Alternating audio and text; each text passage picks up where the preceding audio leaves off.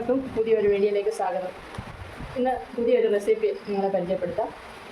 മറ്റൊന്നല്ല, എല്ലാവർക്കും നന്നായി അറിയാവുന്ന ഒരു സാധനമായത് മത്തയില. കേട്ടോ, ഇത് ഇവിടെ ബജാറിൽ നിന്ന് വാങ്ങിച്ചതാണ് ഞാനിന്നത്. ഇവിടെ നമുക്ക് എല്ലായിടത്തും കിട്ടുന്ന, അതായത് മിക്ക വീടുകളിലും നാട്ടിലായാലും ഒക്കെ ഏകദേശം കിട്ടുന്ന ഒരു ഇലയാണ് മത്തയില. അപ്പോൾ ഇത് നന്നായിട്ട് കഴുകണം, അല്ലെങ്കിൽ മണ്ണ് കടിക്കും. ഞാനിത് നന്നായിട്ട് കഴുകി പൊടിച്ച് വൃത്തിയാക്കി വെച്ചിരിക്കുന്ന ഇലയാണ്.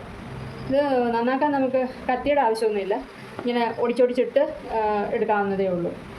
അപ്പോൾ സാധാരണ നാട്ടിൽ നമ്മളിത് തോരൻ വെച്ച് കഴിച്ചിട്ടുള്ളൂ. ഞങ്ങളുടെയൊക്കെ വീടുകളിൽ ഇത് തോരൻ വെച്ച അമ്മയൊക്കെ തന്നിട്ടുള്ളത്. പക്ഷേ ഇവിടെ നോർത്ത് ഇന്ത്യ വന്നു കഴിയുമ്പോഴാണ് ഇതുകൊണ്ട് അവർ പല വിഭവങ്ങളുണ്ടാക്കും. അതിലൊരു വിഭവമാണ് ഞാൻ ഇന്ന് നിങ്ങളെ കാണിക്കുന്നത്. അതായത് മത്തയില ബാജി എന്നാണ് ഇവിടെ പറയുന്നത്. അതായത് നമ്മുടെ മെഴുകുവരട്ടിക്കാണ് ഇവിടെ സാധാരണ ബാജി എന്ന് പറയുന്നത്. അപ്പോൾ അതിനുള്ള ഇൻഗ്രീഡിയൻ്റാണിത്.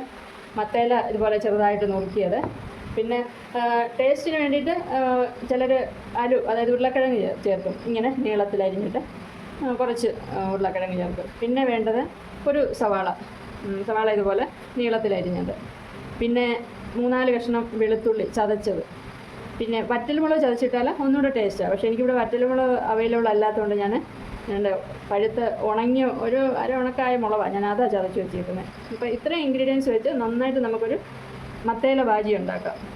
ചോറിൻ്റെ കഴിക്കാൻ നല്ല ടേസ്റ്റുള്ള സാധനം അത്. പിന്നെ ചിലർ തക്കാളിക്കായ ഇടും. ഒരു തക്കാളിക്കായും കൂടെ ഒന്ന് നീളത്തിലരിഞ്ഞ് അതിനകത്തിട്ട് കഴിഞ്ഞാൽ അതിൻ്റെ ഒരു പുളിപ്പൊക്കെ കൂടെ കൂടി ഒരു കുഴഞ്ഞ ഒരു എന്താ പറയുന്നത്, ഒരു നല്ല പരുവത്തിൽ അതിരിക്കും. അപ്പോൾ ഞാനിത് ഉണ്ടാക്കുന്നത് എങ്ങനെയാണെന്ന് നിങ്ങളെ കാണിക്കാം. അപ്പോൾ ചട്ടി അടുപ്പ് വെച്ച് ഇത് എണ്ണ ഒഴിക്കാം നമുക്ക് ആദ്യമായിട്ട്.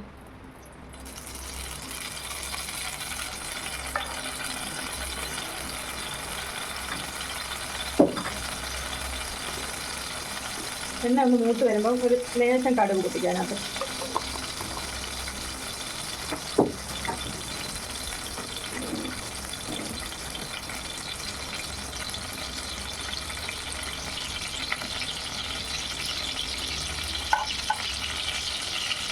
കടുക് പൊട്ടുമ്പോൾ ആദ്യം നമുക്ക് ഈ ഉരുളക്കിഴങ്ങ് അതിലിടാം.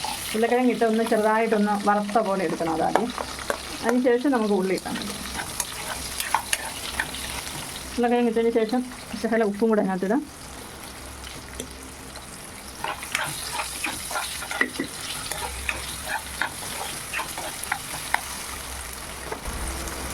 ലേശം മഞ്ഞൾപ്പൊടി. എന്നിട്ടത് നന്നായിട്ടൊന്ന് മൂക്കട്ടെ.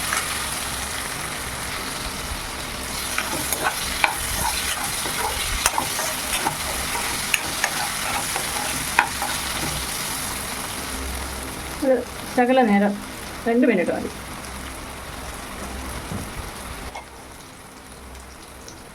ഒന്ന് ചെറുതായിട്ടൊന്ന് അടച്ചു വെക്കാം നമുക്ക്. നേരെ ഒന്ന് വെച്ചോട്ടെ. അപ്പോൾ വേണ്ട ആലു ഉരുളക്കിഴങ്ങ് ഒരു ചെറിയ ചുവപ്പ് കളറായി വരുന്നുണ്ട്.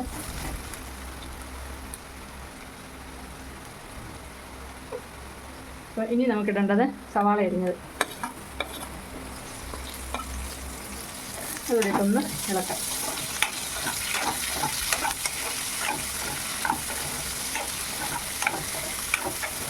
ഇതിട്ട് ഒരുപാട് നേരം മൂപ്പിക്കേണ്ട ആവശ്യമില്ല. അത് ചെറുതായിട്ടൊന്ന് വഴരുമ്പോൾ നമുക്ക് അടുത്ത ചേരുവകൾ ചേർക്കാം. അടുത്തായിട്ട് നമുക്ക് വെളുത്തുള്ളി ചതച്ച് വെച്ചത്. ഇത്ര ഇടയ്ക്കൊരു 4-5 വെളുത്തുള്ളി മതി.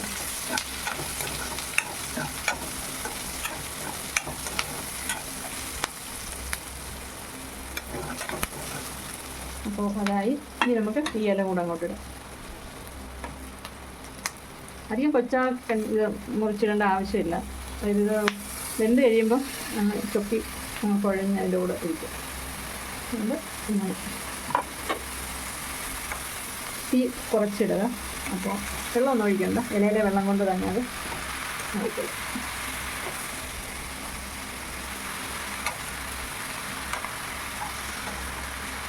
ഈ വിഭവം അറിയാത്തവരുണ്ടെങ്കിൽ ഒന്ന് ട്രൈ ചെയ്ത് നോക്കിയിട്ട് പറയണേ.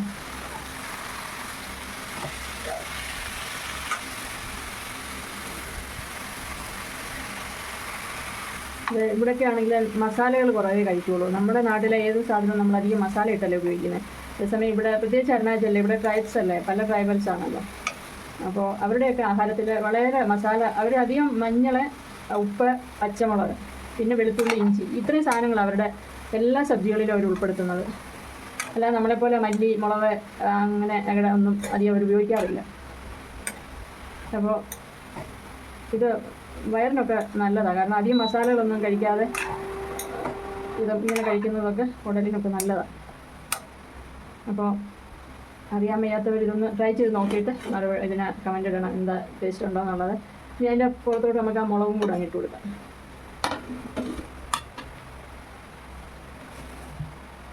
ലേശം ഉപ്പും കൂടെ എന്നാൽ ഇതങ്ങ് ഇച്ചിരി ആകും. പിന്നെ നമ്മൾ ഉപ്പ് ഒരുപാട് ഇട്ട് കഴിഞ്ഞാൽ ഉപ്പ് മുന്നോട്ട് നിൽക്കും. അത്രയും മതി. ഇത് ഒന്നുകൂടെ ഒന്ന് ഇളക്കി വെച്ച്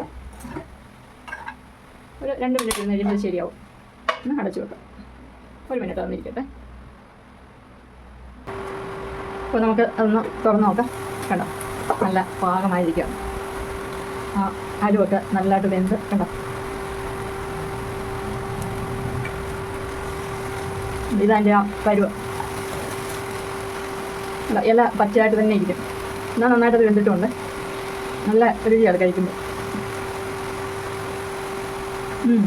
നല്ല ദുരിതത്തിൽ വെന്തിട്ടുണ്ട്. വെളുത്തുള്ളിയുടെയും പച്ചമുളകിൻ്റെയൊക്കെ ആ ഒരു ടേസ്റ്റ് ഇരുന്നാൽ മതി. ഇത് നമുക്ക് റൊട്ടിയുടെ കൂടെ കഴിക്കാം. അതായത് ചപ്പാത്തിയുടെ കൂടെ, അതുപോലെ ചോറിൻ്റെ കൂടെ എല്ലാം ഉപയോഗിക്കാം. നല്ല രുചിയോട് കൂടെ നല്ല ചൂട് ചോറ് വേണം. അതിൻ്റെ കൂടെ ഒരു ഡാലും ഇതുപോലെ ഒരു ബജിയും ഒരു ചട്നി ഉണ്ടെങ്കിൽ നല്ല വിശാലമായിട്ട് ചോറ് കഴിക്കാം. അപ്പോൾ ഇത് കണ്ട് എല്ലാവരും വെച്ച് നോക്കണം. ഇഷ്ടപ്പെട്ടാൽ ലൈക്ക് ചെയ്യണം, കമൻറ്റ് ചെയ്യണം.